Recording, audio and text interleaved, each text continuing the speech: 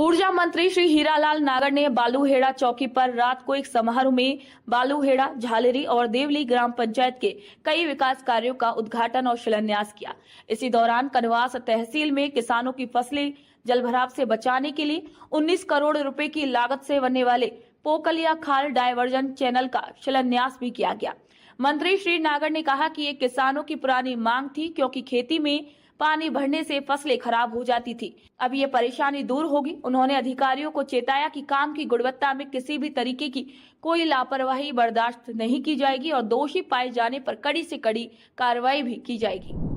आज जो यहाँ बालूहेड़ा में आसपास का पूरा क्षेत्र जो बरसाती पानी से जलमग्न हो जाता था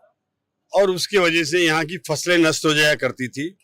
अब ये जो 20 करोड़ की लागत से डायवर्जन चैनल बनेगी और उससे यहाँ के किसानों को बरसात के समय अतिवृष्टि होने पर जो जल भराव होता था उससे मुक्ति भी मिलेगी और इनके किसानों में बरसात के समय जो फसल गलने से जो आर्थिक रूप से हानि होती थी उससे भी यहाँ लाभ मिलेगा। जिसे डायवर्जन का भी यहाँ पे शिलान्यास हुआ है और इसके अलावा तालाब जो हमारे बनने हैं जिनका सुदृढ़ीकरण होना है, ऐसे कई तालाबों का, चाहे वो हमारा खजूरी हो और कंदापड़ हो, कई तरह के गांव में हमारे नए तालाब बन रहे हैं। उन सब तालाबों का भी सुदृढ़ीकरण करके और उनको भी एक बढ़िया मॉडल तालाब बनाने का काम एक हाथ में लिया है और लगभग 100 से ज्यादा तालाब सांगोद विधानसभा में अभी तक बन करके तैयार हो चुके हैं और ये निरंतर और भी तालाबों की हमने सूची अभी प्रस्तावों के लिए भेजी है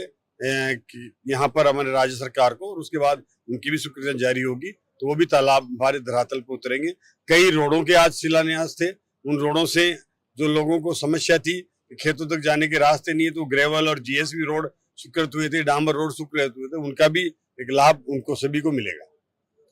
किस प्रकार के, जैसे जल की ओर सरकार काम कर रही है तो किस प्रकार के इम्प्लीमेंटेशन होने के बाद लाभ मिलेगा? देखिए, जल स्वावलंबन के माध्यम से आज गांव-गांव में हम एक जागरूकता पैदा कर रहे हैं कि जल को बचाना भी है और वंदे गंगा योजना के तहत आज जिस तरह से हर तालाब में हो, कुआं हो, बावड़ी हो, उनका संरक्षण करना है, उन्हें कैसे हमें संरक्षित करके और जल को बचा करके और जल के प्रति एक जागरूकता पैदा करनी है। आज उसके लिए भी एक शपथ दिलाई है कि जल ही जीवन है और जल के माध्यम से ही हम आगे आने वाली हमारी जो अगली पीढ़ी है उसके लिए संरक्षण करके ही हम जल को पुनर्भरण कर सकते हैं। इससे जल का पुनर्भरण भी हो, तलाइयों की हमारी की रखरखाव हो, अच्छे से उनका संरक्षण हो, ताकि जल हमारे जीवन का एक बहुत महत्वपूर्ण अंग है जिसके लिए हमें आवश्यक है।